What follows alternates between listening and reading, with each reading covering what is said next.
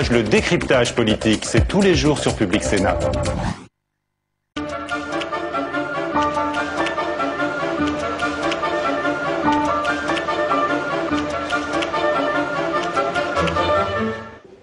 Bonjour à tous et bienvenue sur Public Sénat. Dans un instant, vous allez pouvoir suivre l'ouverture de la session ordinaire par le président du Sénat, Gérard Larcher, puis la suite de l'examen du projet de loi dit Grenelle II. La discussion reprend à l'article 34. Cet article précise les critères de définition des zones de développement de l'éolien. Pour le gouvernement, il s'agit de limiter l'implantation des éoliennes dans les zones protégées, alors que pour l'opposition, il y a trop de freins juridiques au développement de l'éolien en France. En pleine discussion du titre 3 sur la promotion des énergies renouvelables. Voilà pour les enjeux de la séance de cet après-midi. Bon après-midi à tous sur Public Sénat. L'ordre du jour appelle la suite de la discussion du projet de loi portant engagement national pour l'environnement. Nous sommes parvenus à l'article 34. Monsieur Raoul. Merci Madame la Présidente.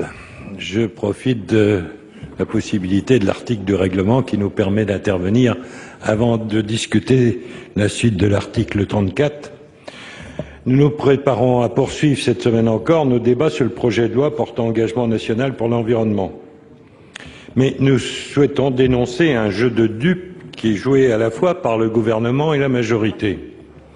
À l'heure où nous fixons dans ce projet de loi dit Grenelle II les modalités d'application des grands principes adoptés lors du Grenelle I, nous constatons avec amertume le manque d'engagement, en particulier sur le plan financier, qui se traduit par la présentation d'un projet de loi de finances pour 2010 totalement dénué de moyens financiers concernant ce qui nous préoccupe dans ce projet de loi. Nous avions soutenu avant l'été, et même nous avions été volontaristes pour soutenir le Grenelle I, qui nous invitait à une véritable évolution de nos pratiques au quotidien. Néanmoins, nous vous avions alors averti que nous serions vigilants à ce que le Grenelle II ne revienne pas sur ses engagements, et notre vote équivalait à un engagement de notre part comme de la vôtre, Madame la Ministre et Messieurs les membres de la majorité. Par conséquent, nous nous sommes engagés de manière active et constructive dans la discussion du projet de Grenelle II, et nos amendements ont certes quelquefois été pris en considération.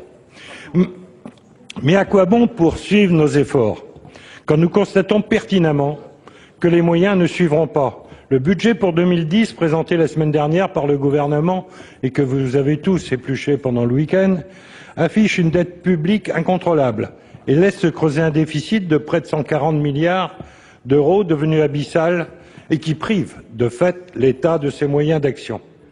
La taxe carbone que vous proposez de mettre en œuvre, telle qu'elle est prévue, est un leurre pour nos concitoyens. Inefficace économiquement et véritable gruyère fiscale, elle ne permettra pas d'atteindre l'objectif de réduction des gaz à effet de serre et en particulier d'atteindre le fameux facteur 4 que notre pays s'est fixé. D'ailleurs, la façon de redistribuer cette fameuse contribution climat-énergie, est-ce qu'elle va être assortie aussi d'un bulletin d'adhésion à l'UMP, comme avait été la réduction de la TVA à 5,5 ? Je me pose des questions sur l'utilisation des fichiers. Pire encore, les collectivités territoriales, sur lesquelles repose une grande partie des obligations et des investissements prévus par le Grenelle de l'environnement, seront totalement asphyxiées financièrement par l'évolution, la suppression de la taxe professionnelle que propose le gouvernement. Et en tous les cas, je peux vous dire que nos collectivités, à l'heure actuelle, n'ont aucune visibilité sur leur budget 2010, 2011 et suivants. Concernés par la taxe carbone elle-même, leurs charges de fonctionnement, chauffage dans les écoles, transport public, vont donc considérablement être augmentées, et ceci sans ressources supplémentaires. Or, les efforts des collectivités territoriales dans le développement des énergies renouvelables et pour la diminution des fameux GES ne sont plus à démontrer. Alors que mettent en œuvre d'importantes politiques territoriales de développement durable, Agenda 21, Plan énergie-climat, les collectivités verront leurs ressources diminuer. Ce que j'ai pu voir du projet, en tous les cas, de dotation aux collectivités dans le projet de loi de finances, c'est que ces dotations seraient, dans le cadre de la DGF, augmenté de 0,6%, c'est-à-dire la moitié de l'inflation constatée, ce qui équivaut, en euros évidemment constants, à une diminution de leurs moyens d'action.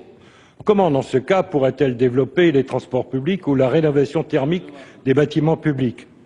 Plus grave encore, le gouvernement se défausse sur les collectivités territoriales et tend un véritable piège aux régions en leur permettant, dans le projet de loi de finances pour 2010, d'augmenter leur part de TIPP pour financer obligatoirement les projets du Grenelle de l'environnement. Je parle de leur participation en ligne à grande vitesse, infrastructures fluviales, qui relèvent pourtant, normalement, de la compétence de l'État dans le cadre de l'aménagement du territoire. À l'heure où le gouvernement compte instaurer une taxe carbone et la compenser, il impose donc aux régions d'augmenter la TIPP qui viendra de fait peser encore plus sur les ménages.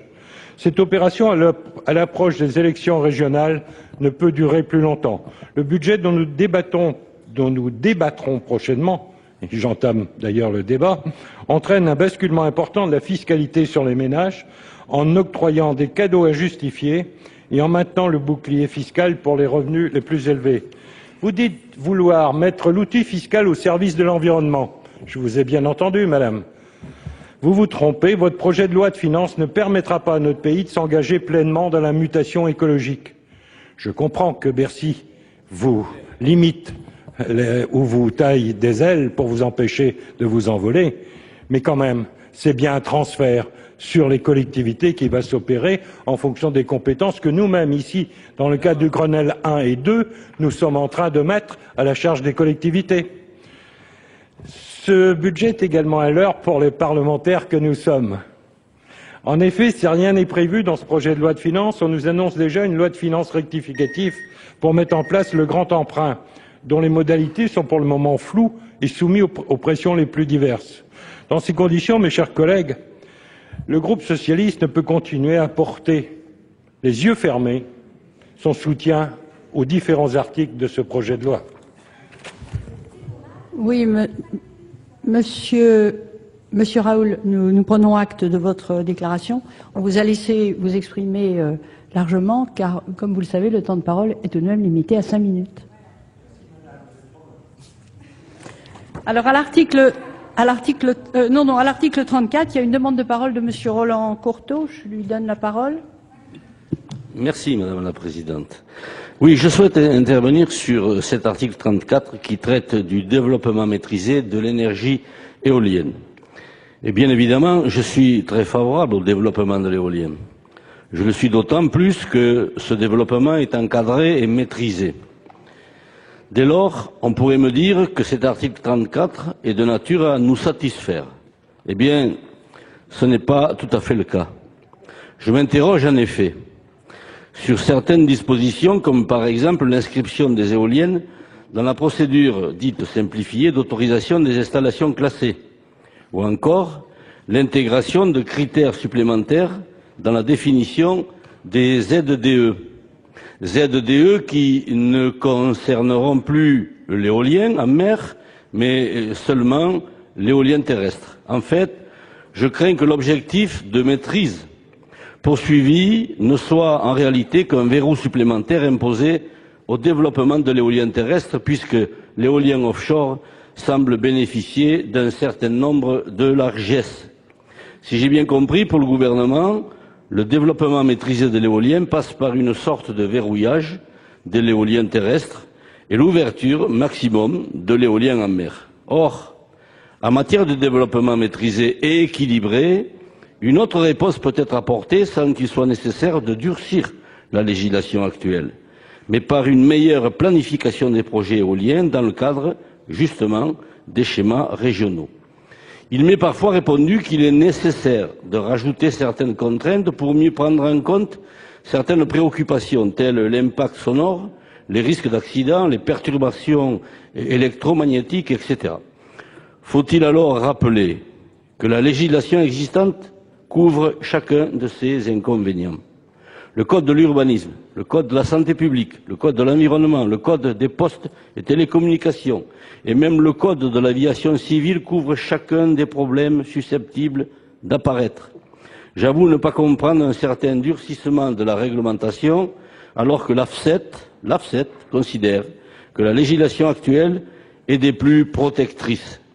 Que penser par exemple de l'intégration de critères supplémentaires dans la définition des zones de développement de l'éolien? Ces zones sont d'ores et déjà définies sur la base de 3 critères. Potentiel éolien de la zone, possibilité de raccordement au réseau électrique et protection des paysages, des monuments historiques et sites remarquables et protégés. Pourquoi ajouter des critères supplémentaires? Faut-il là aussi rappeler une instruction ministérielle de juin 2006 qui précisait que, je cite, « Dans la mesure où la proposition de ZDE ne fait pas mention d'implantation précise pour la réalisation de futurs parcs éoliens, il ne saurait être question de conduire à une analyse aussi détaillée que celle qui est menée lors de l'instruction du permis de construire. » Fin de citation. C'est clair. De fait, actuellement, l'analyse exhaustive et précise des conséquences du développement d'un parc éolien est effectuée lors de l'étude d'impact et de l'enquête publique prévue dans le cadre du permis de construire. Dois-je préciser, enfin, que notre législation est déjà l'une des plus contraignantes d'Europe. Et croyez-moi, elle est scrupuleusement appliquée si j'en juge par le nombre de rejets de projets décidés par l'administration. Alors, où veut-on en venir?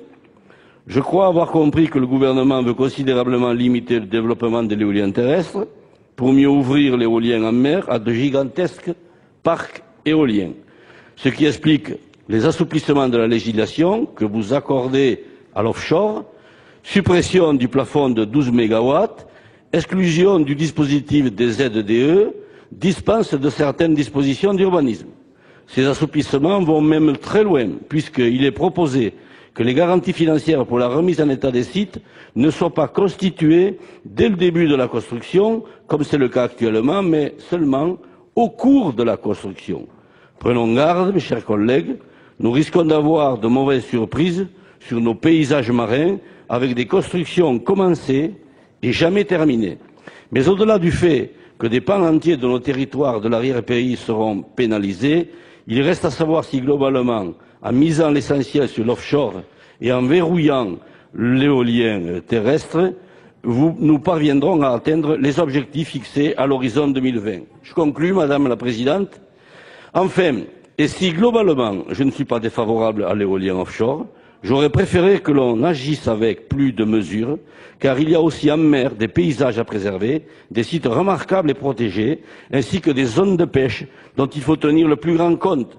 Une position plus équilibrée entre l'éolien terrestre et l'éolien en mer nous paraît donc plus souhaitable. Merci, mon cher collègue. Nous allons donc entamer l'étude des amendements, en commençant par le numéro 538 que vous présentez, Monsieur Courteau, avec votre collègue, Monsieur Bourquin. Oui, Madame la Présidente. Les zones de développement de l'éolien sont actuellement définies sur le fondement de 3 critères que je viens de citer. Je n'y reviens pas. Ces critères doivent être nécessairement appréciés au niveau macroscopique, dans la mesure où l'emplacement exact des projets n'est pas connu lors de leur adoption. La ZDE demeure ainsi un instrument de planification électrique, ayant pour seul objet l'obtention de certificats d'obligation d'achat pour les installations implantées dans la zone. La création d'une telle zone ne préjuge donc en rien de l'autorisation ultérieure de construire les projets éventuels. Il n'est par conséquent pas possible d'évaluer dans le cadre de la ZDE l'ensemble des critères énumérés à l'article 34, comme le précise du reste la circulaire relative à l'instruction des ZDE et adressée au préfet le 19 juin 2006 et que je viens de citer. La protection des intérêts nouvellement mentionnés tels que la sécurité publique, la biodiversité et le patrimoine archéologique est vérifiée dans le cadre de diverses études, en particulier de l'étude d'impact versée au dossier de permis de construire et soumise à enquête publique. Les nouveaux critères énumérés dans le troisièmement du paragraphe grand 1 de cet article ne sont donc pas appropriés eu égard à l'objet de la ZDE, raison pour laquelle il est proposé de revenir au texte actuel. Merci. Quel est l'avis de la Commission ? Oui, merci Madame la Présidente. Chers collègues, j'ai l'impression que, ça n'est qu'une impression, qu'il y a une méconnaissance de la pratique actuelle pour la définition des ZDE. Pour la définition d'une ZDE, à vrai dire, c'est un promoteur qui vient voir les maires et présidents de communautés de communes pour dire, écoutez, ici il me semble qu'il y a du vent, etc. Est-ce qu'on ne pourrait pas monter un dossier de ZDE? Bien. Et dans le montage de ce projet de ZDE, déjà, alors que ce n'est pas inscrit dans la loi, comme vous le soulignez, les autorités administratives prennent en compte la présence de chiroptères, de milans rouges, enfin bref, de critères écologiques. Et finalement, la loi telle qu'elle est rédigée actuellement, sortie de la commission d'ailleurs, je dois dire, parce que ce que proposait le gouvernement était encore plus complet, nous avons finalement rajouté la sécurité publique.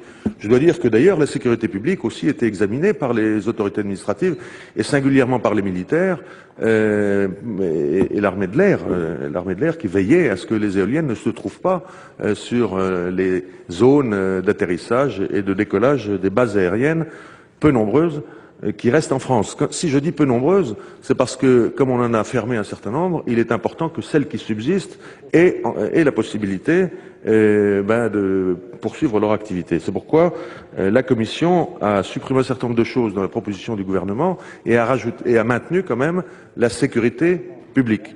Voilà, donc par conséquent, en revenir au texte initial et au texte actuel, effectivement, me paraît assez réducteur dans la mesure où finalement la loi vient toujours postérieurement aux pratiques des choses et pratiquement aujourd'hui, tout ce qui est énuméré dans ce qui est proposé par le texte de la Commission tient compte de ce qui se fait déjà.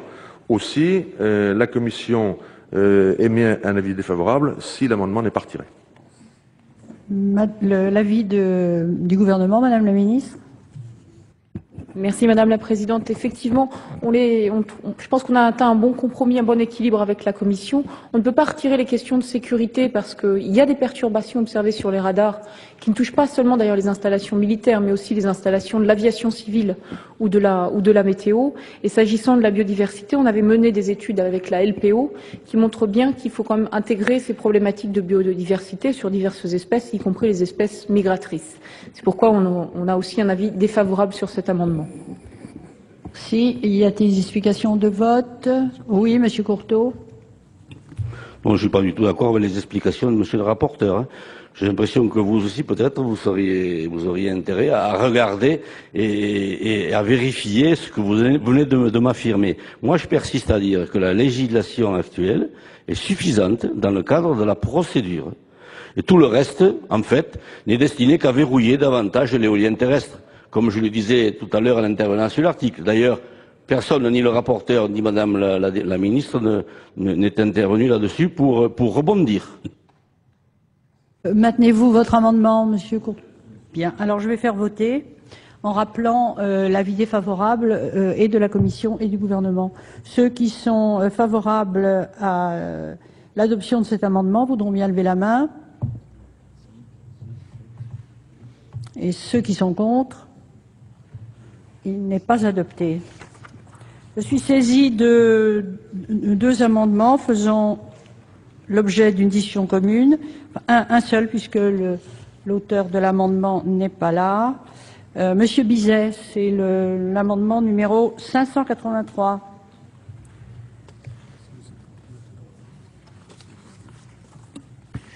Merci Madame la Présidente, Madame la Ministre, mes chers collègues. Je suis désolé que mon collègue Roland Duloir ne soit pas là pour défendre un amendement identique, mais il aurait été sans doute beaucoup mieux fait par lui. Je voudrais rappeler que les cônes de visibilité ont pour objet de garantir la protection des sites et des paysages de qualité, ainsi que du patrimoine bâti en créant une zone dont sont exclues les éoliennes. Cet amendement ajoute en conséquence le critère de visibilité à ceux relatifs à la création des zones de développement de l'éolien. Il reprend de la sorte les instructions du gouvernement aux préfets de région et de département. C'était la circulaire qu'avait fait passer Madame Albanel le 15 septembre 2008. J'ajoute, pour avoir eu un aparté tout à l'heure avec mon collègue Jean-François Legrand, qu'il aurait souhaité également souligner qu'une étude d'impact globale puisse être menée lorsque plusieurs projets sont juxtaposés. Ça avait fait d'ailleurs l'objet, je dirais, d'une discussion en commission. Alors, Madame la Ministre, je voudrais tout simplement vous rappeler que je ne suis pas du tout un anti-éolien primaire. Je crois que ça n'a pas heurté notre rapporteur. Je suis effectivement trop respectueux des engagements que nous avons pris au travers des directives européennes en matière d'énergie renouvelable, mais vous conviendrez qu'on ne peut pas mettre des éoliennes n'importe où, ni n'importe comment. Et que si chacun d'entre nous peut, je dirais, constater que des éoliennes dans un paysage qui est celui des zones céréalières, que je qualifierais comme des paysages un peu plutôt neutres, autant en zone bocagère, les éoliennes sont à mon avis quelque peu incongrues. Et donc il faut faire quand même très très attention. Attention, Madame la Ministre, à ne pas dépasser les limites de l'acceptation sociétale de nos concitoyens au nom d'un engagement au niveau du Grenelle, au risque tout simplement de provoquer un profond rejet de nos concitoyens. Vous rappelez que la France étant une destination touristique majeure des étrangers, ce qui n'est pas spécialement compatible avec la présence d'éoliennes en certains secteurs. C'est la raison pour laquelle tant Roland Duloir que moi-même, nous souhaiterions voir adopter cet amendement, malgré l'avis du rapporteur qui jusqu'à maintenant était pas tout à fait celui-là. Merci. Quel est l'avis de la Commission, Monsieur le rapporteur? Oui, alors nous regrettons tous, M. Bizet, que notre éminent collègue ne soit pas là pour défendre son amendement, qui est quasiment identique au vôtre, mais pas identique. Sinon, ils ne sont qu'en discussion commune. Ceci étant dit, je vous dirais que ce que l'on vient d'examiner à l'instant, avec l'amendement de notre collègue, le texte prévoit que les monuments historiques sont déjà largement pris en compte par finalement ce qui est proposé par le texte de loi. Préserver les paysages, les monuments historiques et les sites remarquables et protégés. Voilà ce que dit le texte de loi qui vous est proposé. Et donc, il nous semble à la Commission que ce que vous proposez n'est jamais qu'une modalité technique de l'application de ce qui est écrit dans le texte de loi qui vous est proposé par la Commission. Et par conséquent, certes, je serais d'accord avec l'auteur de cet amendement pour dire que les zones céréalières sont certainement moins géorgiques que les zones de pâturage, mais pour autant, tout est bien encadré. Il y a même l'administration actuellement, qui va bien au-delà de la loi actuelle, prend en compte, au-delà des oiseaux migrateurs, de la sécurité publique avec la météo, etc., la sécurité civile, l'aviation civile et l'aviation militaire, mais prend en compte également le phénomène, un nouveau concept, c'est le concept d'encerclement. Vous auriez pu proposer également effectivement ce concept dans votre amendement. Donc je veux dire que l'administration va déjà, d'ores et déjà, comme elle a l'habitude de le faire d'ailleurs, bien au-delà du texte de loi. Et par conséquent, pour ce qui nous concerne à la Commission, nous estimons que votre amendement, s'il n'est complètement satisfait et très largement satisfait, aussi, ai-je l'honneur de vous demander de retirer votre amendement, chers collègues, sinon nous serions obligés d'y être défavorables. Merci. L'avis du gouvernement, Madame la Ministre. Merci Madame le Président. Oui, effectivement, je comprends votre inquiétude quand on voit certains projets, notamment près du Mont Saint-Michel, mais qui ne sont que des projets, qui ne sont pas autorisés et qui ne le seront certainement pas, parce que ce sont des projets complètement aberrants. C'est vrai qu'on a déjà la circulaire ministérielle qui prévoit bien qu'on prenne en compte la visibilité et les monuments historiques. Mais elle ne va pas jusqu'à l'interdiction totale, parce que si on allait sur l'interdiction totale pour les monuments historiques et pour le littoral, sachant qu'il y a 40 000 monuments historiques en France, dans un cercle de covisibilité de 10 km, on ne pourrait plus effectivement implanter d'éoliennes. Donc ça reviendrait concrètement à interdire l'implantation d'éoliennes. On pense qu'avec le schéma régional Air Énergie Climat, le schéma de développement des énergies renouvelables et les commissions qu'on a mis en place, on a maintenant quelque chose de suffisamment cadré pour avoir un développement équilibré et tenir compte des monuments historiques. Mais je veux vraiment vous rassurer, en tout cas les exemples qui nous sont cités parfois comme mauvais exemples, ce ne sont que des projets qui ne sont pas autorisés. Merci. Monsieur Bizet, après les explications qui vous ont été données, maintenez-vous votre amendement? Madame la Présidente, Madame la Ministre, mes chers collègues, malgré je dirais, les assurances que vient de me donner Madame la Ministre, très honnêtement, je trouve que c'est insuffisant. Il y a quand même dans certains territoires de notre pays des endroits remarquables qui méritent qu'on soit plus coercitif encore. Et franchement, je sais quels sont les risques que je prends, mais je ne retirerai pas mon amendement. Alors, je vais faire procéder au vote sur cet amendement. Ceux qui sont favorables à l'adoption de l'amendement présenté par M. Bizet voudront bien l'exprimer en levant la main.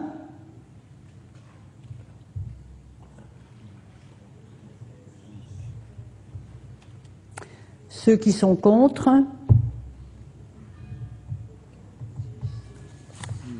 Il n'est pas adopté. L'amendement 338 n'est pas défendu, il tombe. L'amendement numéro 541 que défend M. Courteau? Non. Monsieur Raoul?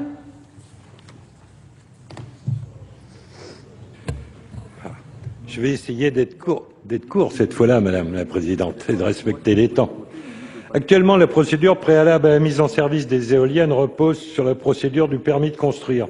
La délivrance de ce permis de construire est précédée par une étude d'impact et d'une enquête publique pour les éoliennes de plus de 50 mètres de hauteur. Quant à la zone de développement de l'éolien, les fameuses ZDE, comme nous venons de le souligner, elles ne constituent en fait qu'un instrument de planification électrique et elles ne préjugent en rien de l'autorisation ultérieure de construire les projets éventuels. C'est à ce seul stade qu'il est possible et pertinent d'appréhender clairement les enjeux de protection environnementaux, sanitaires, technologiques, sécurité publique, on en rajoute encore. Pour cette raison même, nous souhaitons supprimer le troisièmement du grand 1 de cet article qui prévoit que la décision du préfet n'interviendra qu'après avis de la commission départementale compétente en matière d'environnement et de risques sanitaires. Or, vous savez, le travail que nous avons réalisé dans le cadre du titre 1 concernant les fameuses commissions régionales. Et donc, ce n'est pas la commission départementale compétente en matière d'environnement, de risques sanitaires et technologiques qui sera en mesure de donner un avis sur les risques que représenterait l'exploitation d'un parc éolien, notamment en termes d'impact. Éventuellement, on pourrait accepter que vous corrigiez et que vous disiez la commission régionale, mais en tous les cas, dans l'état actuel du texte, nous souhaitons supprimer l'avis de cette commission départementale. Merci. Monsieur le rapporteur, l'avis de la commission. Pardonnez-moi, Madame la Présidente, d'être un peu long dans les explications du rapporteur sur l'avis de la Commission, mais je ne peux que répéter ce que j'ai dit tout à l'heure, parce que cet amendement tente à nous faire penser qu'au niveau de l'étude de la ZDE, cette commission, une de plus, départementale, ne peut pas se prononcer d'une façon pertinente au stade de l'étude. À vrai dire, quand on veut bien regarder, enfin la petite expérience que j'en ai, parce que finalement, en Haute-Marne, nous avons une puissance, sinon installée, au moins déjà autorisée, qui me donne une certaine expérience. Puisque dans mon canton, on va voir la ferme la plus importante de France, 43 éoliennes. Comment ça se passe? C'est que le promoteur présente à la commission un projet complet, projet de ZDE. Et dans ce projet, il y a l'impact paysager, il y a l'emplacement des éoliennes, leur puissance, il y a tout. Absolument tout. Et par conséquent, je considère que tel que ça se passe actuellement, et la procédure qui est utilisée actuellement, où la LPO intervient, ou, bref, toutes les associations de protection de la nature interviennent, je pense que avec l'encadrement que nous mettons dans cette loi-là, dans le Grenelle 2, la procédure me paraît tout à fait pertinente et ne fait que rejoindre d'ailleurs la pratique des choses. Et la loi précise un certain nombre de possibilités pour ces commissions départementales. Aussi, ne puis-je être que défavorable à cet amendement s'il n'est retiré. Merci. Madame la ministre, même avis. Monsieur Raoul, vous maintenez votre amendement? Bien. Alors, je vais faire voter sur cet amendement. Ceux qui sont favorables à son adoption voudront bien l'exprimer en levant la main.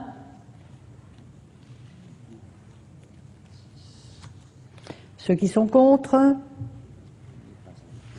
il n'est pas adopté. Deux amendements faisant l'objet d'une discussion commune. L'amendement numéro 497, présenté par Monsieur Tropiano. Il n'est pas défendu. L'amendement numéro 537, Monsieur Courteau.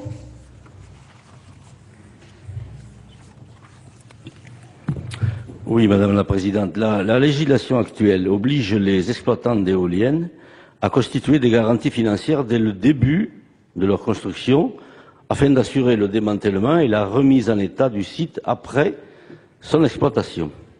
Pour les éoliennes en mer, la législation obligeait les exploitants à constituer ces garanties dès le début de leur construction, disposition qui n'est actuellement plus prévue par le texte que nous examinons aujourd'hui.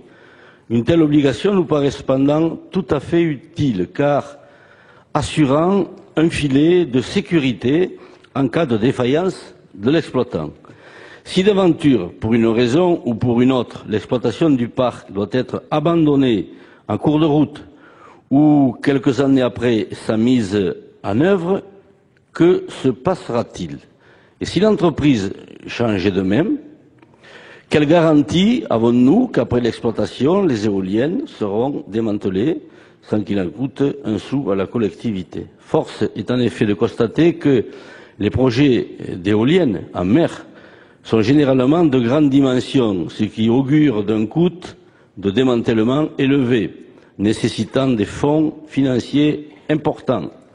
Au final, il s'agit de faire œuvre de prudence en rétablissant une disposition qui a été supprimée. Soulignons encore qu'il n'est pas exigé que la totalité de ces garanties soit constituée dès le début. Un décret devant préciser les conditions de constitution de ces dernières. Donc, la constitution de ces garanties financières pourra être progressive, l'essentiel étant qu'elle puisse commencer à se faire dès le début de la construction des éoliennes.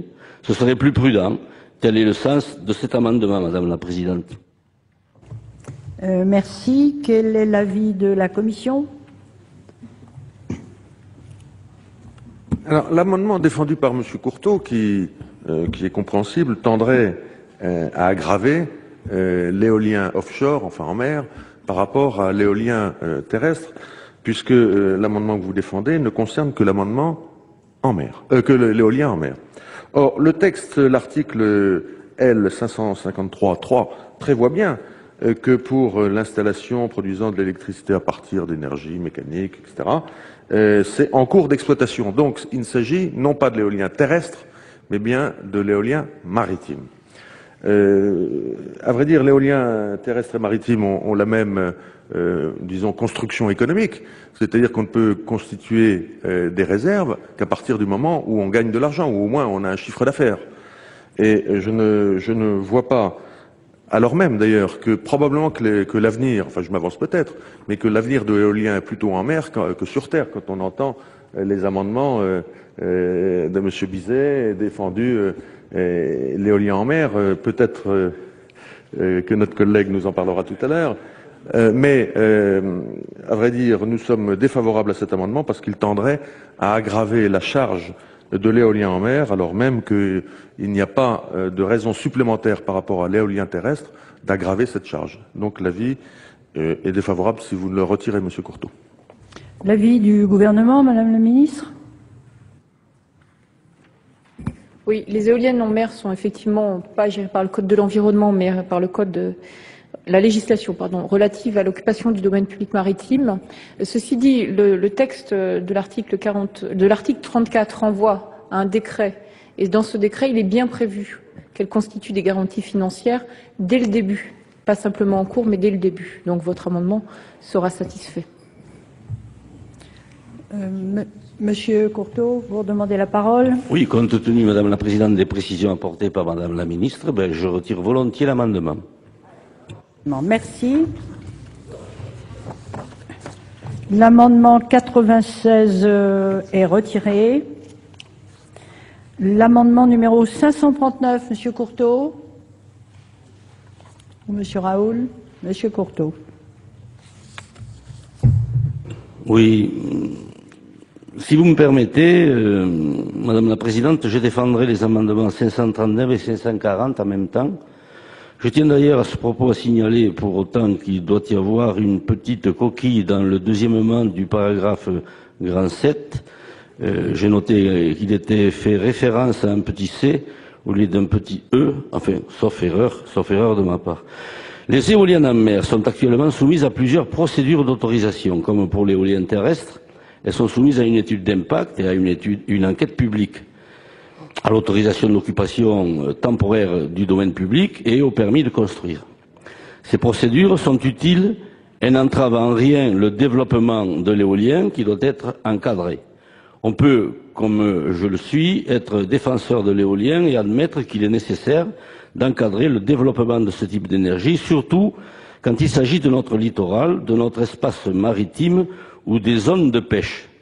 Les professionnels de la pêche, et l'on sait les difficultés que traverse cette profession aujourd'hui, sont d'ailleurs très inquiets face à la multiplication des projets de parcs éoliens en mer. Ils craignent que leur implantation ne provoque une dégradation des habitats marins. Force est de reconnaître que nous ne pouvons pour l'instant bénéficier d'un retour d'expérience en ce domaine. Je constate que l'on est en train de libéraliser complètement l'éolien marin, alors que l'on verrouille le développement de l'éolien terrestre.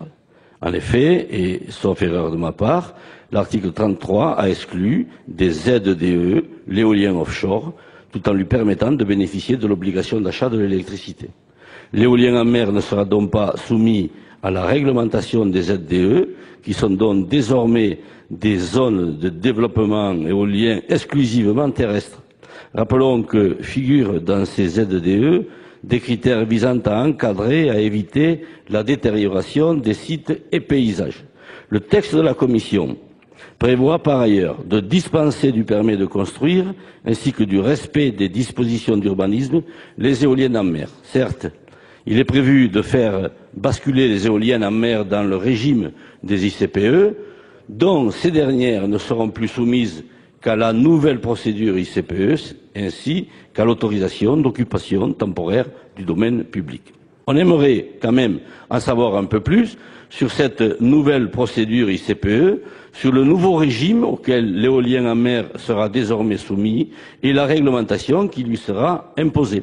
Car on peut légitimement se demander si l'on ne va pas trop loin dans la libéralisation de l'éolien offshore. Le développement de l'éolien ne doit pas se faire au détriment de l'environnement et notamment de notre littoral. Quelle garantie pour la protection de l'espace maritime et des habitats marins? Quelles conséquences pour les zones de pêche? Les réponses à ces questions permettront à tous d'y voir plus clair, puisque nous sommes aujourd'hui dans une phase de transition d'un régime à l'autre, alors que se multiplient les projets d'implantation. Merci. Je vous propose, puisqu'il s'agit du même thème, de demander au gouvernement de présenter l'amendement numéro 922. Correction d'erreur de référence.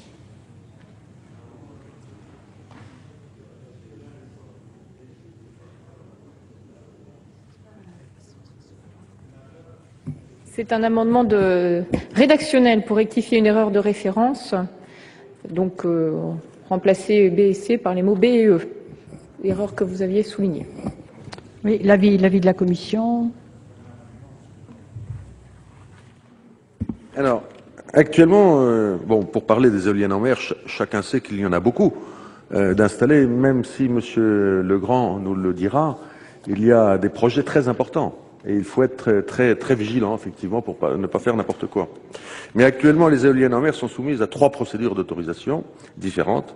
L'étude d'impact et l'enquête publique, spécifique aux éoliennes, l'autorisation d'occupation temporaire du domaine public et le permis de construire. S'agissant d'ailleurs d'installations énergétiques, le permis de construire n'est pas délivré par Monsieur le maire, mais par le préfet du département. D'ailleurs, je fais une petite parenthèse, je ne sais pas si en mer, on connaît très exactement la limite des communes. Je ne sais pas. C'est une question à piocher. On ne saurait pas quelle maire, d'ailleurs, devrait délivrer le permis de construire. Donc là, le problème est réglé, c'est le préfet. Et dans un souci de simplification, notre commission a adopté une disposition qui dispense les constructions, aménagements et installations et travaux implantés en mer de l'obtention de permis de construire et du respect des dispositions d'urbanisme. On peut en parler longtemps de l'urbanisme en mer, mais enfin bon. Ainsi, les éoliennes en mer ne seront plus soumises qu'à 2 procédures. Le classement ICPE, qui est dans ce texte de loi est celle de l'autorisation d'occupation temporaire du domaine public. Et pour ces motifs, la Commission a émis un avis défavorable. Merci. Monsieur Courteau, maintenez-vous vos amendements? Vous les maintenez. Madame le ministre. Bien, merci Madame le Président. Effectivement, les procédures actuelles font qu'il n'y a pas de projet en mer qui a été autorisé, ou après multiples difficultés. Et ça avait été une préconisation du COMOP, d'ailleurs, de passer du droit de l'urbanisme à un droit plus spécifique, qui est d'ailleurs celui qu'on applique pour les phares. Donc on ne sera pas, phare ou balise, on ne sera pas sans réglementation, puisqu'on aura bien l'enquête publique, on aura bien l'étude d'impact, on aura bien l'autorisation donnée par le préfet, et puis il y a une concertation sur chaque façade maritime qui est menée actuellement par les préfets. Donc c'est une procédure plus simple et plus cohérente effectivement avec la réalité matérielle, puisqu'on ne sait pas définir en mer précisément les limites de chaque commune. D'où un avis défavorable. Merci. Monsieur Legrand a demandé la parole. Oui, c'est simplement, merci Madame la Présidente, pour entendre le gouvernement préciser une chose. C'est vrai que l'étude d'impact se fait projet par projet. Mais lorsqu'il y a, comme sur le long de la côte ouest du département de la Manche, une juxtaposition de projets, moi je souhaiterais que vous puissiez répéter ici en séance ce que vous nous avez dit en commission, à savoir qu'il y aura une étude d'impact globale. Parce que la segmentation des études d'impact ne prend pas en compte l'impact paysager. C'est la raison pour laquelle je n'ai pas déposé d'amendement, mais je souhaiterais vous entendre pour que ça soit acté. Merci. Si la parole est à Madame la Ministre. Merci Madame la Présidente. C'est effectivement l'objet de la concertation actuelle, de définir des zones de développement, des zones pour l'éolien en mer, pour éviter une prolifération de micro-projets. Parce qu'effectivement, alors surtout sur les côtes qu'on connaît bien, il y a de multiples micro-projets, voire de très grands. Donc effectivement, c'est l'objet de la concertation actuelle. Merci. Je vais donc faire voter sur l'amendement, tout d'abord l'amendement numéro 539 de Monsieur Courteau. Ceux qui sont favorables levons la main. Cet amendement. Ceux qui sont contre. Il n'est pas adopté. Sur le 540, même vote. Et sur l'amendement du gouvernement, 922, ceux qui sont favorables à son adoption. Ceux qui sont contre, il est adopté. Merci. L'amendement 340 n'est pas défendu, il tombe. Et je mets aux voix l'ensemble de l'article 34. Ceux qui sont favorables à son adoption, lèvent la main. Et ceux qui sont contre, abstention. L'article 34 est adopté. Après l'article 34, un article additionnel avec un amendement. Monsieur Duluard, il n'est pas défendu, il tombe. Même chose, 342, même situation. Et après l'article 34, 3 amendements faisant l'objet d'une discussion commune. L'amendement numéro 85 rectifié terre, 485 rectifié terre, défendu par Monsieur Deneux. Madame le ministre, Monsieur le Président, mes chers collègues, cet amendement tend à inclure dans la loi la programmation pluriannuelle des énergies renouvelables pour ce qui est de l'éolien. Je n'ai pas repris les autres énergies. J'ai cru que leur avenir était moins menacé. Alors on me répond, il est évident que vous auriez dû mettre dans Grenelle 1. J'ai donc sous-amendé mon amendement pour modifier l'article 19 de la loi qui a été votée en mon absence. J'avais une maladie à cette époque, je n'ai pas pu le défendre. La géographie de la France est telle qu'elle dispose d'une énorme potentialité éolienne, de façades maritimes, des zones de montagne. Ça vaut donc le coup, madame, que nous ayons une bonne discussion sur l'éolien et sur ce que nous voulons en faire. Cet amendement s'inscrit dans le prolongement, donc, comme je viens de vous le dire, de l'article 19 du projet de loi qui a été voté.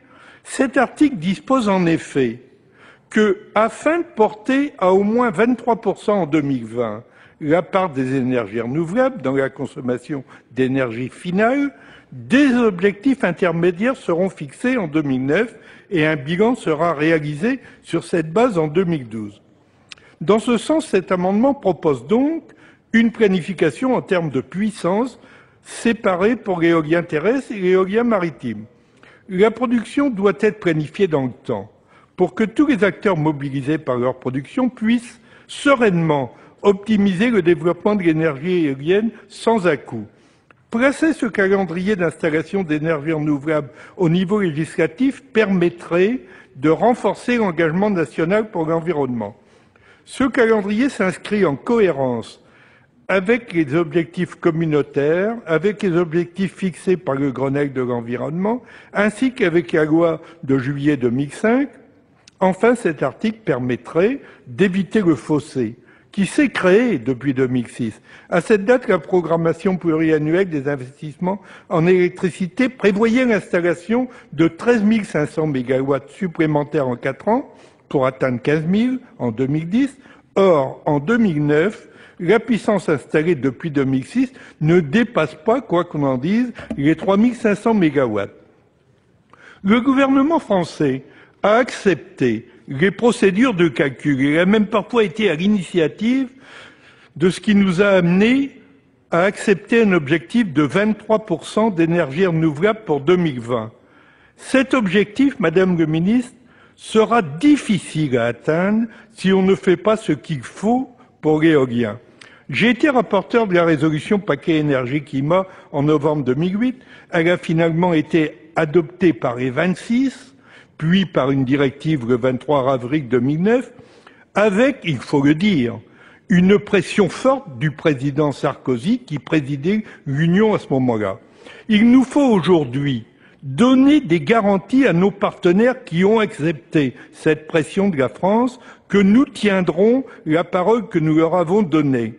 Ce que je recherche dans ce texte, c'est la garantie que la position de la France n'a pas changé, un aspect pas souvent évoqué, je voudrais le rappeler, 25 000 mégawatts, à raison de 1 à 1,2 million d'investissements par machine. Si l'on considère qu'il faudra faire 10 000 machines, ça fait 10 à 12 milliards d'investissements. On ne le dit pas suffisamment, on parle toujours de ce qui est négatif dans cette affaire, on ne parle pas des aspects positifs. On a fait des campagnes médiatisées pour bien moins que ça. Alors bien sûr, il y a aussi dans cette affaire un aspect d'équipement industriel. Vous allez me répondre, Madame le ministre, et je m'y attends, la majeure partie des machines qui transforment l'énergie du vent ne sont pas fabriquées en France. Je voudrais à ce sujet soulever un point qui m'inquiète. Pour quelles raisons les grands établissements industriels français qui étaient placés pour fabriquer des machines il y a 5 ans, dans lesquelles le gouvernement est parfois un actionnaire de référence, ont choisi la position que vous connaissez? Je tiens, en fonction de toutes ces considérations, Madame, à être rassuré. La meilleure rassurance que vous pourriez me donner, c'est d'inscrire dans la loi une programmation. Merci, Monsieur Deneux. Monsieur Courteau, l'amendement 542. Oui, Madame la Présidente. La programmation pluriannuelle des investissements a retenu pour l'éolien les objectifs proposés par le COMOP 10, à savoir un parc éolien installé de 25 000 MW. Le gouvernement a appelé lors du Grenelle 1 à une planification pour garantir un développement maîtrisé des énergies renouvelables. Le texte que nous examinons aujourd'hui prévoit par ailleurs de renforcer la planification territoriale avec des schémas régionaux. Mais nous pensons que pour essentielles que soient ces dispositions, elles ne sauraient seules suffire à déclencher une dynamique d'investissement sans la mise en place d'une réelle planification en termes de puissance, ce que propose notre amendement.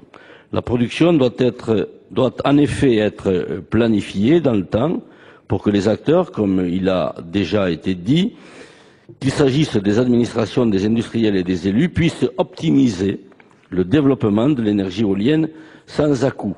Il est utile de rappeler, mais mon collègue Deneux l'a fait, que la PPI 2006 prévoyait l'installation de 13 500 MW supplémentaires en 4 ans pour atteindre 15 000 MW. Or, en 2009, La puissance installée ne dépasse pas les 3500 MW. Voilà une situation que nous ne souhaitons pas voir se reproduire.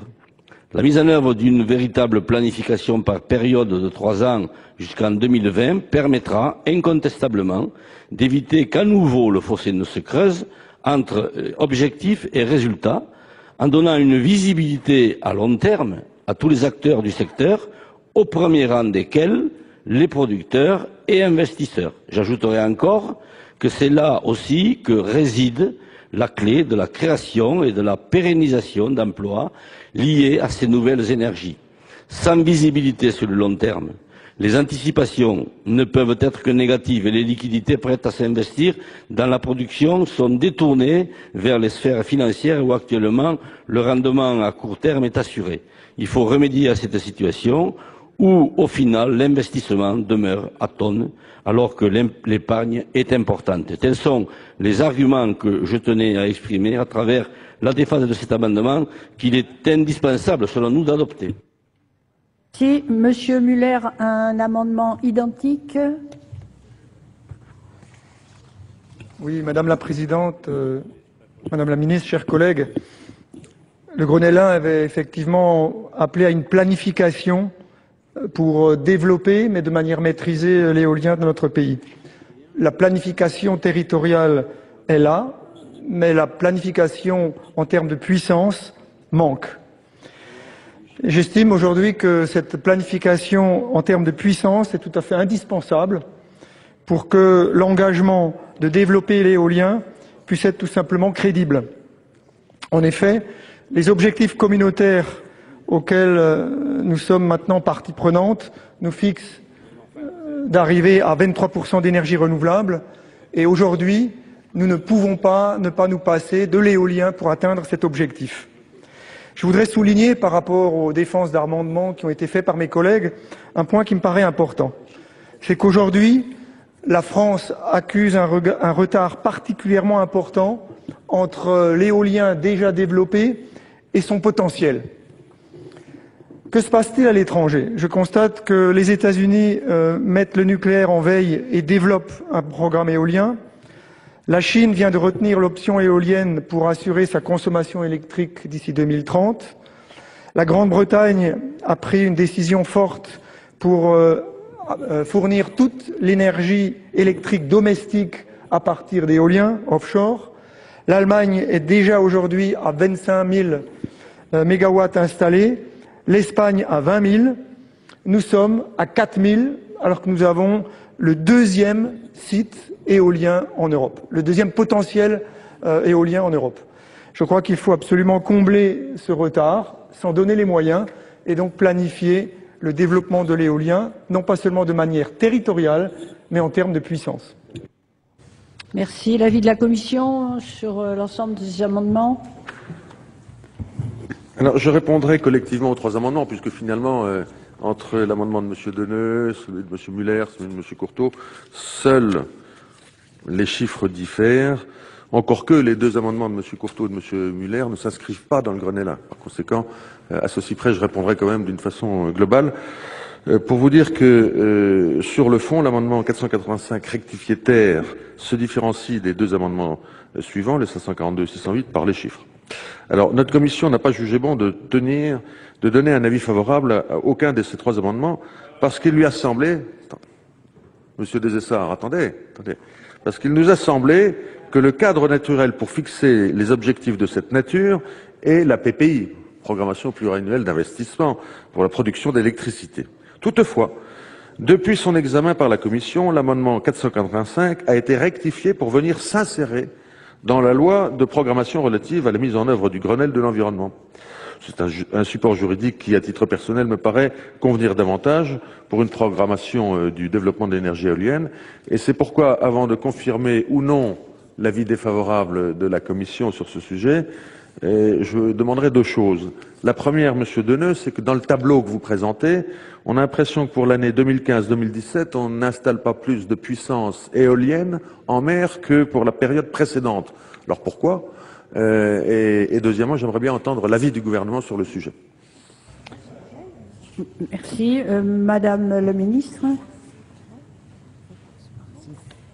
Merci Madame la Présidente. Bon, j'ai bien compris que ces différents amendements, c'était un appel du pied, entre guillemets, pour confirmer les engagements du gouvernement, enfin les engagements du Grenelle d'ailleurs, pour tenir les objectifs concernant le développement en général des énergies renouvelables. Jamais. On est totalement déterminés parce que ce qui est notre bête noire, entre guillemets, ce sont les énergies fossiles. C'est vraiment les énergies fossiles qu'il faut réduire. Et on a un grand potentiel en France, effectivement, sur la plupart des énergies. On a un potentiel en solaire, on a un potentiel en éolien, on a un potentiel en biomasse qui est sous-exploité, on a un potentiel en géothermie. Donc, c'est un potentiel qui est valable pour notre balance commerciale, parce que si on tient les objectifs du Grenelle, on l'améliore de 25% à l'horizon 2020, et c'est un potentiel intéressant en termes d'emploi. Ce qu'on n'a pas réussi à faire dans le domaine de l'éolien, il faut qu'on le réussisse en tout cas dans le domaine du solaire. Vous parlez d'industrie, je pense que dans le domaine du solaire, il ne faut pas rater le train du solaire. Donc, vous l'avez rappelé, on a passé la barre des 4000 mégawatts. Oui, on a du retard, c'est certain. Mais on a passé la barre des 4000 et depuis le début de l'année, 36% de hausse des raccordements autorisés. Et c'est vrai que la première région en raccordement autorisé, en puissance autorisée, c'est effectivement la vôtre. Ce dont on a beaucoup souffert pour le développement de l'éolien, ce sont les réticences globalement de la population et donc aussi les recours en contentieux. C'était des réticences qui étaient aussi liées, effectivement, peut-être à un manque de volonté affiché. Donc c'est vrai qu'un des actes premiers de la loi, c'est d'essayer de donner une sécurisation du cadre juridique dans lequel le développement de l'éolien se cadre. Alors, sur vos propositions, effectivement, c'est pas le bon lieu. La loi, on avait déjà discuté d'ailleurs en Grenelle 1, pour fixer des objectifs. On préfère le mettre dans la PPI.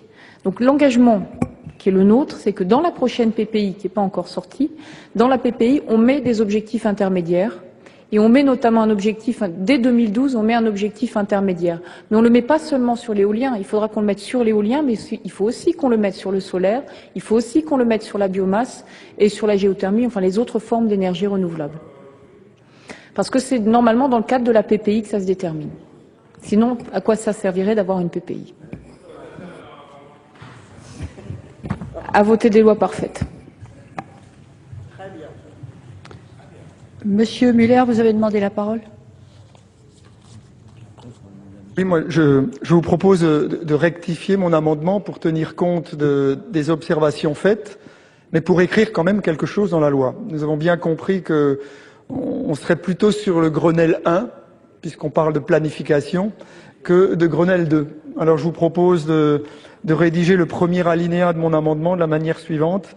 Après le dernier alinéa du 2 de l'article 19 de la loi numéro 2009-967 de programmation relative à la mise en œuvre du Grenelle de l'environnement, ajouter un alinéa ainsi rédigé. Donc nous proposons la planification, mais nous l'inscrivons dans le Grenelle 1, puisque c'est pas trop possible dans le Grenelle 2. Demander l'avis de la commission. Et l'avis de la commission, s'il vous plaît. Alors, après bien avoir entendu l'avis singulièrement de la commission, et puisque nous avons l'assurance du gouvernement, puisque nous avons l'assurance qu'il y aura une loi PPI qui nous indiquera des échelons intermédiaires entre 2020, entre aujourd'hui et 2020, je pense que les trois amendements qui nous sont proposés deviennent de ce fait inutiles et je propose aux uns et aux autres, et à M. Deneux en particulier, de retirer son amendement. Oui, Monsieur Deneux.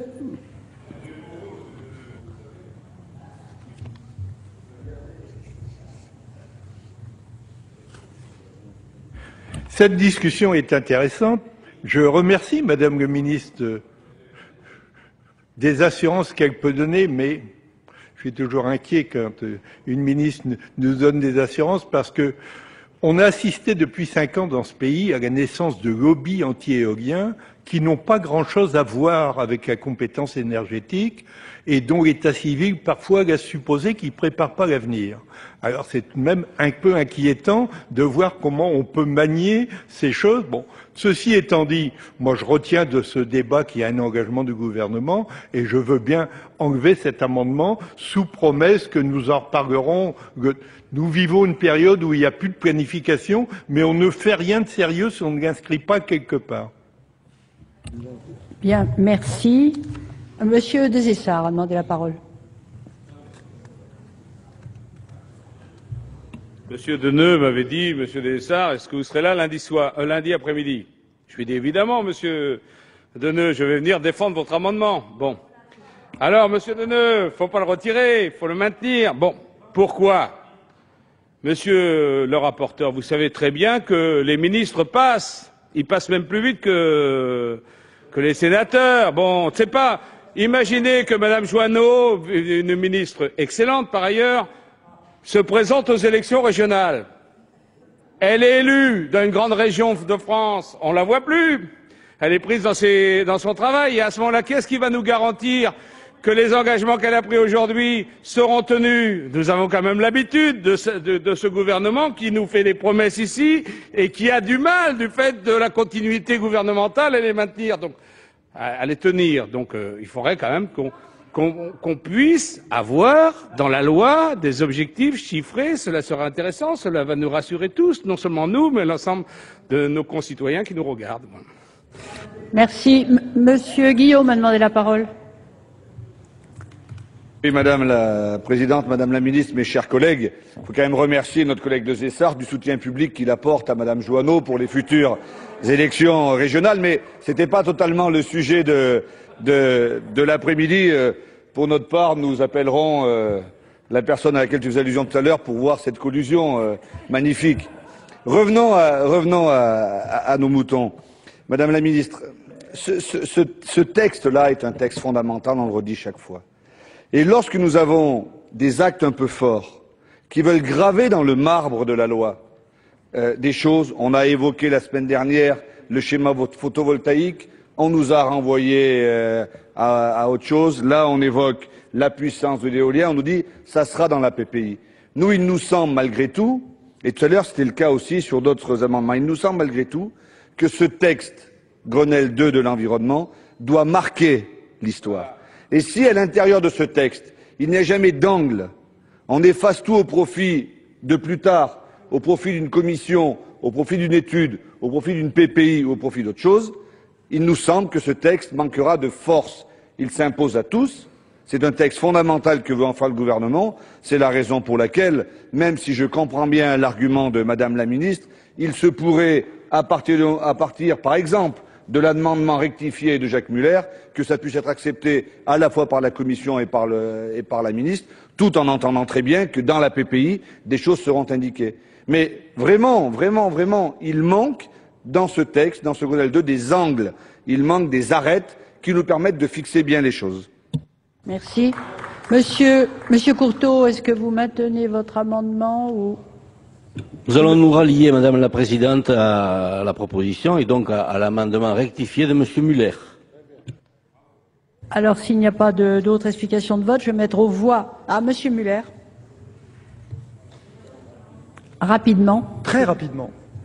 J'entends parfaitement ce que disait notre collègue Monsieur Deneux. Nous sommes soumis à un lobby anti-éolien que j'appellerais ni nucléaire, ni éolien, ni rien du tout. Je peux en dire ici, Madame la Ministre ne me contredira pas, un projet exemplaire, je pèse mes mots, exemplaire d'un point de vue environnemental a été bloqué sur la crête vosgienne, sur une sous-crête vosgienne, donc entre l'Alsace et les Vosges, sous la pression de lobbyistes intégristes, il faut les appeler comme ça. Et c'est la raison pour laquelle un engagement en faveur de l'éolien doit reposer sur un texte. Et je propose donc, pour tenir compte de ce qui a été dit, de mettre cette planification dans le Grenelle 1 plutôt que dans le Grenelle 2. Merci. Je vais donc faire voter sur l'amendement 608 rectifié présenté par Monsieur Muller. Ceux qui sont favorables à son adoption voudront bien lever la main.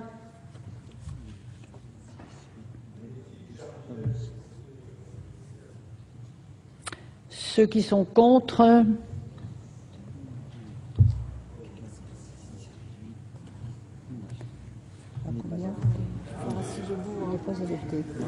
Il n'est pas adopté.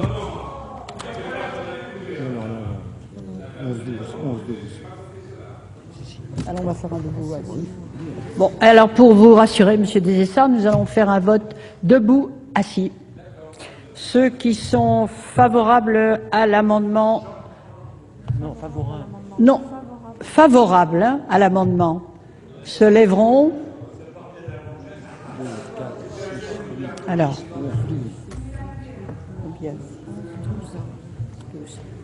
ceux qui sont opposés à l'amendement présenté par 2, 3, 4, 5, 6, 7, 8, 9, 10 est adopté.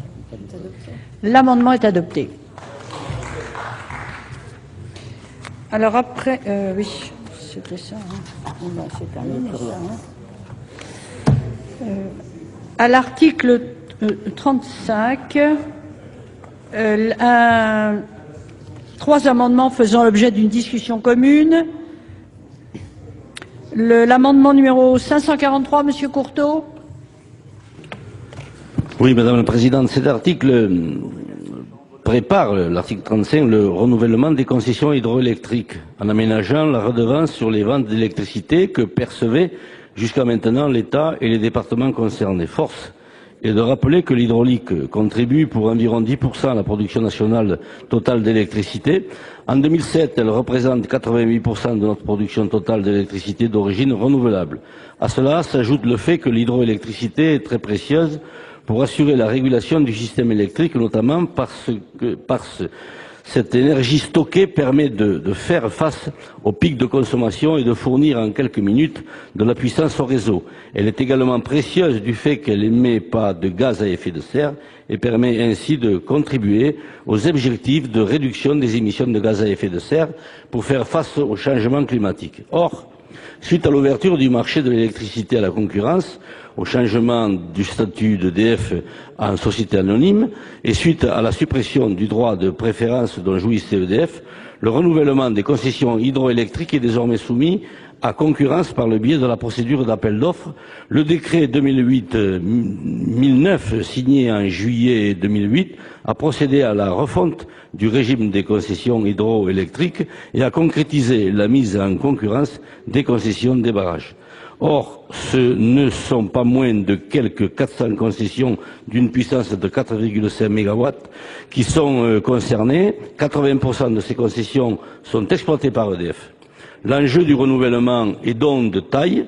Les opérateurs concurrents d'EDF susceptibles de répondre à l'appel d'offres sont nombreux. Gaz de France, Suez, qui exploite déjà 47 ouvrages, mais également l'allemand E.ON, l'espagnol Iberdrola ou encore le suisse Alpiq, etc. L'on comprend aisément que les ouvrages d'hydroélectricité qui permettent aux opérateurs de répondre à leurs engagements européens en augmentant leur capacité de production d'énergie renouvelable soient très convoités. Ils sont d'autant plus convoités que ces ouvrages sont amortis depuis longtemps et qu'avec la libéralisation du marché énergétique, les prix de l'électricité ont fortement augmenté. La rente hydroélectrique est donc très alléchante pour tout nouveau concessionnaire et l'un des enjeux essentiels porte sur la répartition de cette rente. Comme le soulignait un rapport du Conseil des mines de fin 2006 consacré à cette question, écoutez, Madame la Présidente, je ne pense pas avoir écoulé mon temps de parole. Sur laquelle je m'appuie. Hein. Écoutez, vraiment alors, hein, je suis quand même assez surpris. Bon, écoutez, considérez que l'amendement est défendu. Merci de votre compréhension et de me faire confiance quand je vous dis que j'ai une pendule sous les yeux, monsieur. L'amendement numéro 609, Monsieur Muller ou Monsieur Desessard? Monsieur Muller, très bien. Je ne défends plus l'amendement. Qu'est-ce que vous voudrez? Monsieur Muller, vous avez la parole pour l'amendement 609. Oui, Madame la Présidente, Madame la Ministre, cet amendement s'inscrit donc dans le développement de la production électrique grâce à l'eau. Et nous estimons que c'est effectivement un dispositif qui mérite d'être développé. Pour autant, il faut que les règles en vigueur soient parfaitement respectées et on se rend compte que trop souvent les concessionnaires ne respectent pas les prescriptions relatives à la continuité écologique, c'est-à-dire un débit biologique minimum pour permettre la circulation des poissons.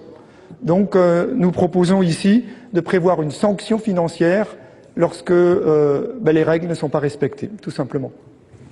Merci. Monsieur Courteau, voulez-vous présenter l'amendement 544 rectifié? C'est moi, Madame la Présidente. Cet amendement s'inscrit dans la continuité donc de l'amendement précédent qu'a tenté de défendre mon collègue Courteau. Nous souhaitons instaurer un plancher pour la redevance dans la mesure où l'amortissement de la plupart des ouvrages d'un côté et l'augmentation des prix de l'électricité sur le marché de l'autre suffisent à le justifier. Dans son rapport, le Conseil des mines préconisait également l'instauration d'une telle redevance minimale en compensation notamment de la suppression de l'énergie réservée qui permettait de faire bénéficier aux services publics de l'État, aux départements, aux communes, etc., d'une énergie bon marché. Notre amendement ne vise que les gros exploitants, raison pour laquelle nous prévoyons qu'un décret fixe un seuil en deçà duquel les concessions d'hydroélectricité ne seraient pas concernées. Merci. Merci. L'avis de la Commission, s'il vous plaît. Monsieur le rapporteur.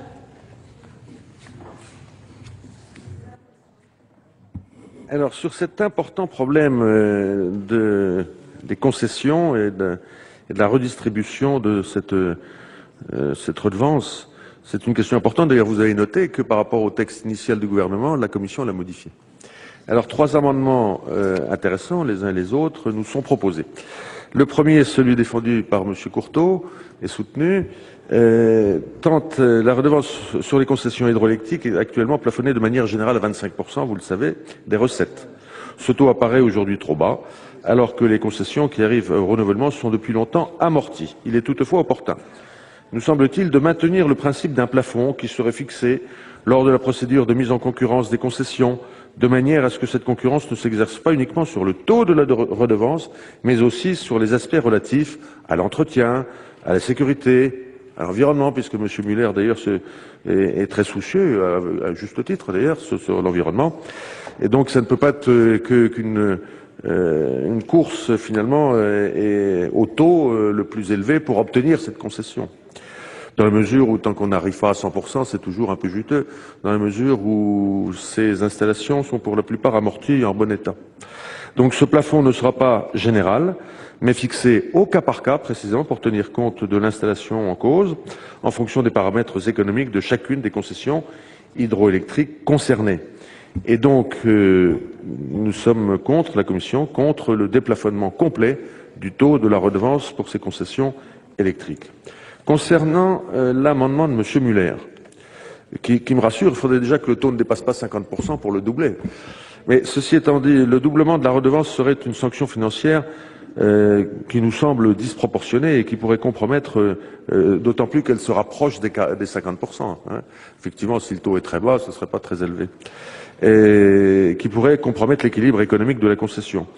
Et pour autant, la méconnaissance des articles L 214-17 et 214-18 du Code de l'environnement n'est pas dépourvue de sanctions, tant pénales qu'administratives. D'ailleurs, le gouvernement nous le redira sans doute. Et l'autorité administrative peut faire procéder en lieu et place de l'exploitant et à ses frais aux travaux nécessaires. Et pour ces raisons, l'avis de la Commission est défavorable. Enfin, pour le troisième amendement, le 544 rectifié de M. Courteau, c'est qui tente à instaurer un taux minimal. Alors c'est même plus un déplafonnement, c'est un taux minimum, un plancher, quoi, un taux plancher de 15% pour les redevances des plus grosses installations hydroélectriques. Et je rappellerai que dans la mesure où le plafond actuel de 25% des recettes est jugé trop bas, il n'y a guère de raison pour que l'autorité concédante fixe le plafond au-dessous de 15%. L'objectif est bien de retirer davantage de recettes des concessions hydroélectriques à l'occasion de leur renouvellement. D'ailleurs, vous avez noté que dans le texte de loi, les communes toucheront, avec les départements, les communes, parce qu'il peut y en avoir plusieurs, et les départements, d'ailleurs, il peut y en avoir plusieurs aussi, toucheront, alors que ce n'est pas le cas sous la législation de 1919. Et par conséquent, l'avis est défavorable sur cet amendement 544 de M. Courteau. Merci, Madame la Ministre. L'avis du gouvernement. Merci Madame la Présidente. Bien, tout a été dit sur l'amendement 543, la suppression d'un plafond fait qu'effectivement on se référait uniquement aux critères économiques sans prendre en compte les critères énergétiques et environnementaux, d'où un avis défavorable. Sur l'amendement 609, c'est pas la vocation de la redevance hydroélectricité d'être une sanction. Les sanctions dans le cadre de la loi sur l'eau s'appliquent, donc d'où un avis défavorable. Enfin, idem s'agissant d'un taux plancher, puisque celui-ci, à l'inverse, ne permettrait pas de valoriser de plus petits projets et pourrait même obérer les investissements souhaitables dans le cadre environnemental. Merci. Explication de vote, Monsieur Muller. Madame la ministre, monsieur le rapporteur, au regard des explications que vous m'avez données, je veux bien retirer mon amendement 609. Retrait. Merci. Monsieur Courteau, vous maintenez votre amendement? Oui. Je vais donc faire voter sur l'amendement présenté par Monsieur Courteau et le groupe socialiste. Ceux qui sont favorables à son adoption. Ceux qui sont contre.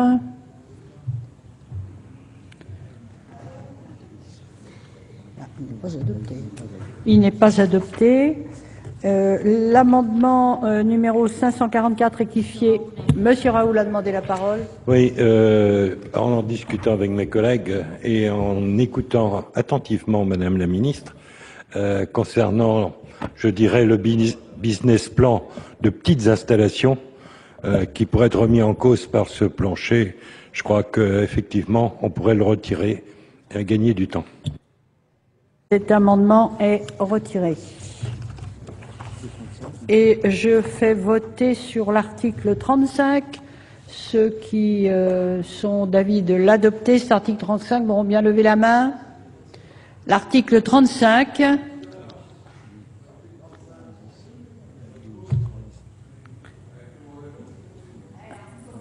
Bien, ceux qui sont contre, abstention, l'article 35 est adopté. Après l'article 35, un article additionnel avec deux amendements faisant l'objet d'une discussion commune. Monsieur Deneux présente l'amendement numéro 164 rectifié ter.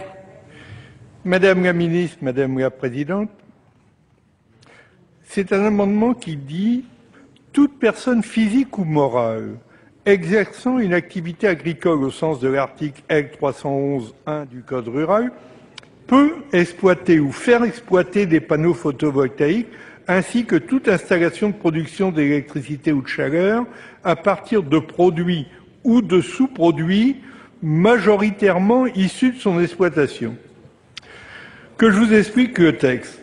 Aujourd'hui, pour pouvoir fournir de l'énergie lorsqu'on est exploitant agricole, on est obligé de passer par le statut de société commerciale.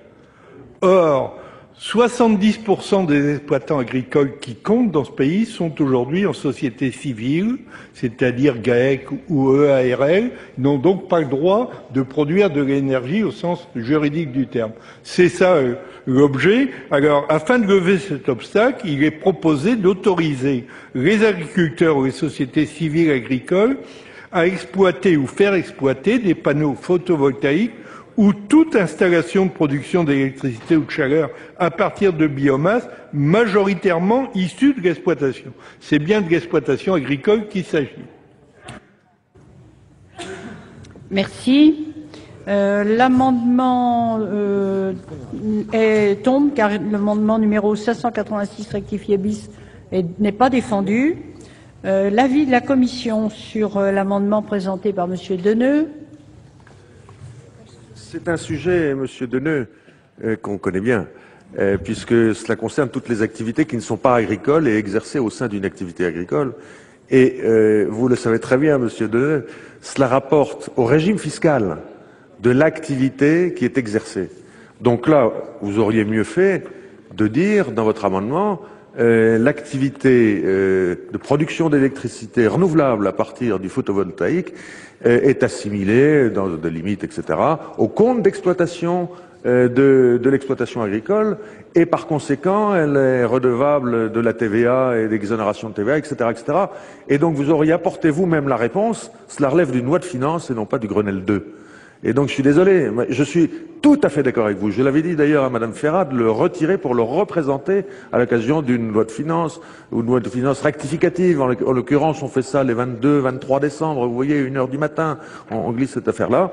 Et là, je serais tout à fait favorable, enfin je ne serai pas le rapporteur, mais je serai dans l'hémicycle et je voterai pour. Mais là, ça ne rentre pas du tout dans le cadre du Grenelle 1. Voilà, vous le saviez bien, Monsieur Deneux.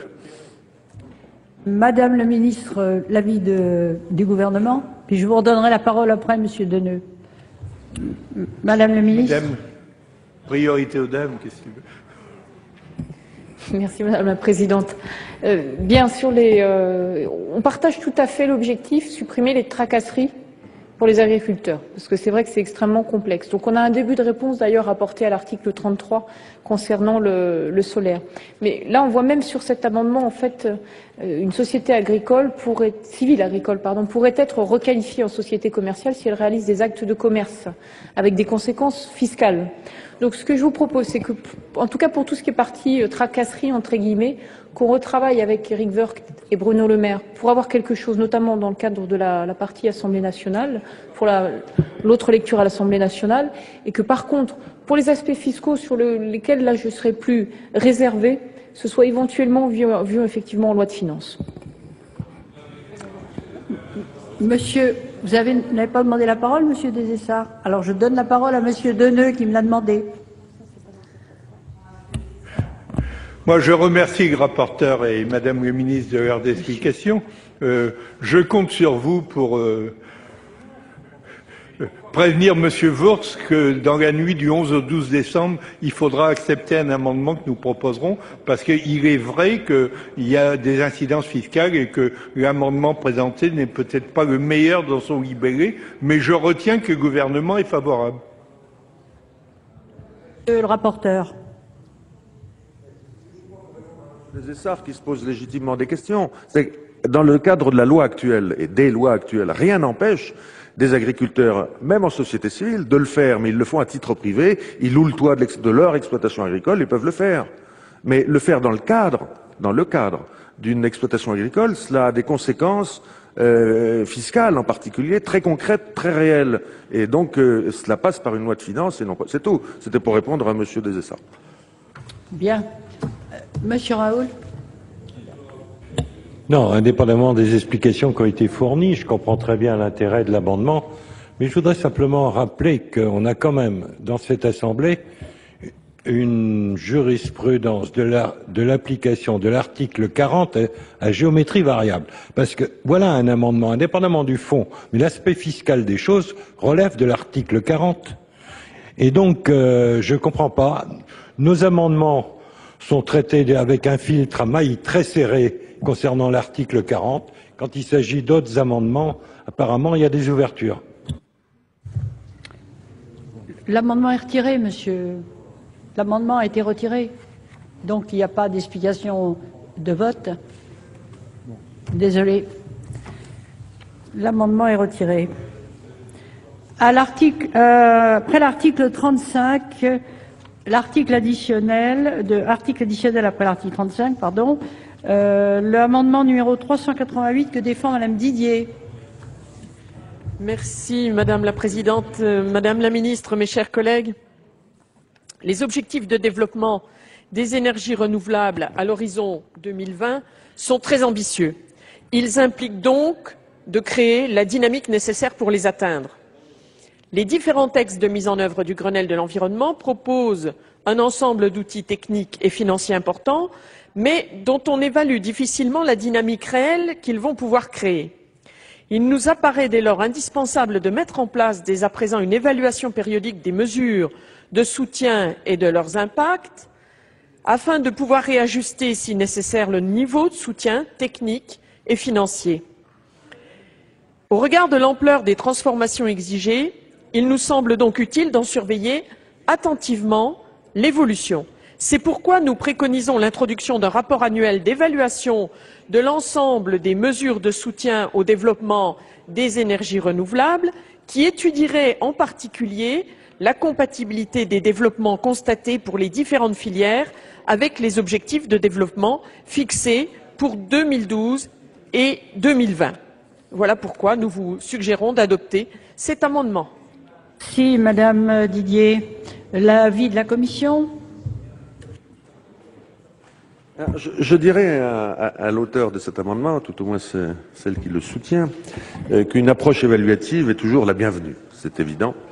Mais elle peut s'inscrire, d'ailleurs, cette approche évaluative, dans le cadre ordinaire des relations, non moins ordinaires, d'information et de contrôle entre le gouvernement et le Parlement, par exemple lors de discussions budgétaires, à l'occasion de questions cribles, thématiques avec cribles, etc., sans qu'il soit besoin de demander un rapport de plus. J'ajouterais, puisqu'on fait de l'écologie, vous vous souvenez que dans le Grenelle 1, on a voté l'économie de papier, puisqu'on a demandé à ce que les administrations ne diminuent pas, non pas de 50%, mais de moitié, ce qui est différent quand même, la consommation de papier. Est-ce que vous vous êtes amusé à peser le poids du courrier qui arrive à chaque sénateur toutes les semaines? C'est effrayant, et je pense qu'il ferait bon qu'on ait moins de rapports ou qu'ils soient moins volumineux, qu'ils soient mis en ligne sur Internet, qu'on les consulte, qu'on soit visé par une feuille simple, qu'on peut les consulter, mais qu'on ne nous envoie pas le rapport complet. Je pense que là, c'était l'occasion pour moi de le dire. Enfin, toujours, pour toutes ces raisons, Madame Didier, l'avis est défavorable. L'avis du gouvernement, Madame la Ministre? En fait, oui, merci Madame la Présidente. Votre amendement est satisfait puisque dans le cadre de la loi dite Grenelle 1, on s'est engagé à faire un bilan intermédiaire en 2012. Et on le fera d'ailleurs en fonction des objectifs intermédiaires fixés dans la PPI. Madame Didier. Oui, Madame la Présidente, j'ai bien entendu ce que me disait le rapporteur. Je lui sais gré de cette réponse. J'aurais aimé une réponse davantage sur le fond. Je conviens bien qu'un rapport de plus, c'est beaucoup de kilos de papier. On est bien d'accord. Pour autant, un tableau de bord mis en place et rendu public aurait pu être une bonne réponse, à savoir le ministère rend public ce tableau de bord. Je pense que c'est faisable facilement et ça nous permettrait peut-être, j'aurais aimé plutôt une réponse de ce type. Je retire mon amendement. Vous retirez? Très bien, je vous en remercie. Vous venez de suivre l'examen du projet de loi dit Grenelle 2. Pour revoir cette séance, notre site internet publicsénat.fr. Tout de suite, le journal de 18h présenté par Michel Grossior. Merci de votre fidélité et à très bientôt sur Public Sénat.